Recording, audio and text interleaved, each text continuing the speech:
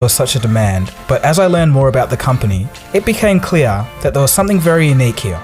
I have to admit, before I completed the research, I really didn't know much about Tata, besides the fact that they made cars that were nowhere to be found in Australia, the US, and Europe. In fact, the only place I'd seen them was in India during my travels.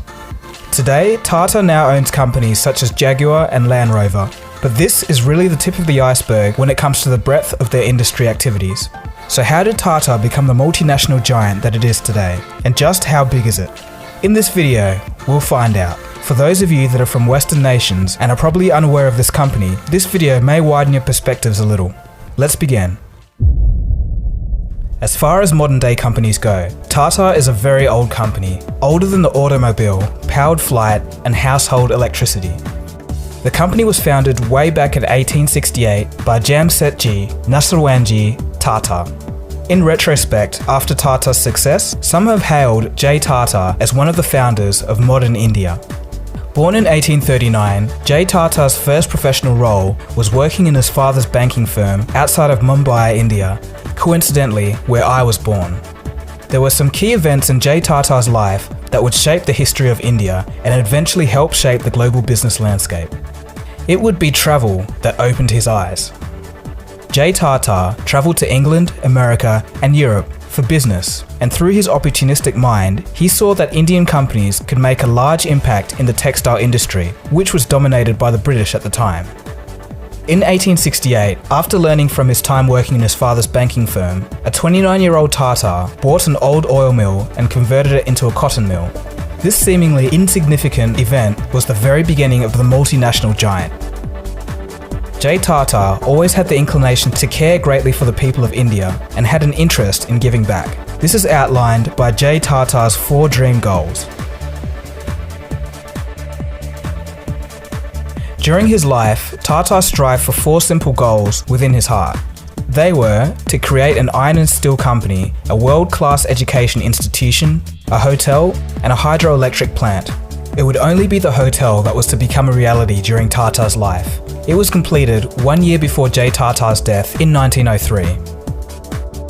In 1907, Tata's son, Dorab, would push to realise his dad's dream of Tata Steel, Asia's first and India's largest steel company. In 1911, the third dream was completed in the form of the Indian Institute of Science, the preeminent Indian institution for research and education in science and engineering. The final piece of J. Tata's original dream was realised in 1915 when Dorab set up Tata Hydroelectronic Power Supply Company, now currently India's largest private electric company. So to do so many things in so little time may seem like immense innovation for the early 20th century, but there's a bigger picture to this. Tata as a company was thinking differently even when compared to global practice at the time. To give you an idea of how forward-thinking Tata was for the time, they started the 8-hour workday in 1912 and were one of the first companies in the world to implement the now standard practice. In 1917, the company introduced medical benefits for employees, a very advanced business concept for the time. Since J. Tata's founding of the company in 1868, the reins have been handed down to multiple generations. The company's DNA would ensure success in the future. Today, Tata operates 100 companies in more than 100 countries and exports to 150 countries. So that's all nice, but how big is Tata exactly, and what do they do?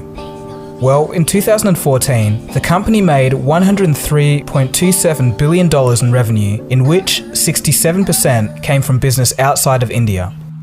The Tata companies employ more than 581,000 people worldwide. That's more than Samsung Group, by the way. Tata is ranked 34th among the top 500 most valuable global brands according to Brand Finance's Global 500 2014 report. So that gives you an idea of financial size, but what do they do? Let's take a closer look at some of Tata's companies. We've got Tata Steel, Tata Motors, consultancy services, chemicals, global beverages, teleservices, communications and Indian hotels, Tata Ceramics, Power, Tata Starbucks, Tata Industry, Tata Sky, Landmark Bookstores, and the list goes on. And just to top it off, Tata actually owns the South Korean car manufacturer Daewoo. But that isn't all. Tata has actually formed a habit of buying up British companies.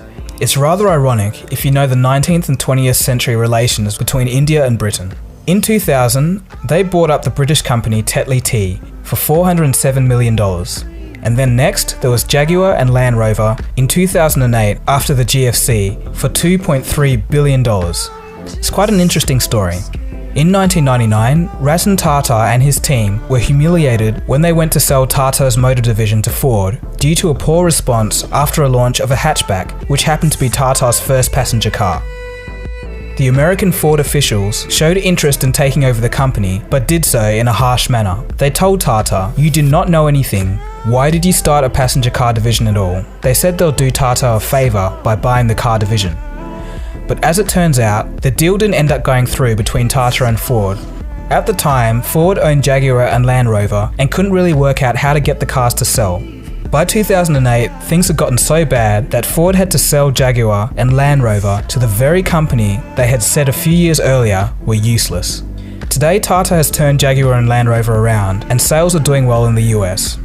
Costs from Jaguar Land Rover. A quick mention on the headline figures that we saw coming out from Tata Motors yesterday. Net profits have increased to $771 million. Net sales, on the other hand, have jumped 38% to about 63,000 odd crore rupees. Now, sales at Jaguar Land Rover have jumped 19%, driven largely because of the demand that we've seen coming in both from the F-Type as well as the XJ. Okay, so far in terms of size, Tata may sound like a few other multinational conglomerates, but the surprising difference here is that Tata is actually very successful in many of their fields. For instance, Tata Communications is the world's largest wholesale voice carrier, and Tata Motors is among the top 5 commercial vehicle manufacturers in the world. Their steel division is among the top 10 best steel makers, the Communication Services division is among the top 10 global IT service companies, the Global Beverages division is the second largest tea company in the world, and their chemical division is the world's second largest manufacturer of soda ash, which is used for the manufacturing of glass. Another aspect which makes Tata different, and one of the reasons why I've grown to appreciate them at least as a company, is their nature. Tata carries on its founders' caring attitude, and as a result, they have a sort of self-imposed moral obligation. What do I mean by this? The company has actually made it a habit to return some of its wealth to society, mainly through providing investments back into the local economy. This is not only true within India, but in many countries around the globe. Tata is also very active in philanthropy. Through its trusts, the company gives back in areas of medical research, technology, science, education, social welfare, and healthcare. One example is the Tata Swatch, a compact in-home purification device that costs less than $21.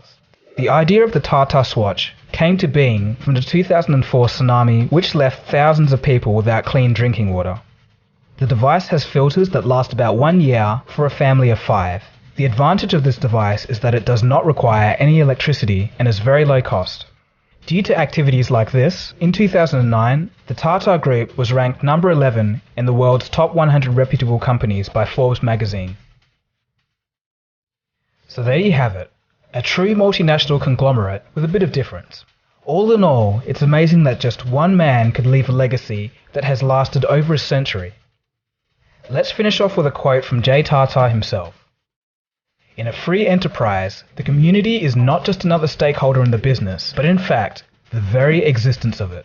What he said rings as true today as it did over 100 years ago. Companies really need to listen to their communities and users. And one last cool fact, Tata has even founded a city in India that now has over 1.3 million people. I hope you enjoyed that video about the history and size of Tata. If you did, please give this video a thumbs up, I really appreciate it. Feel free to leave a comment and subscribe if you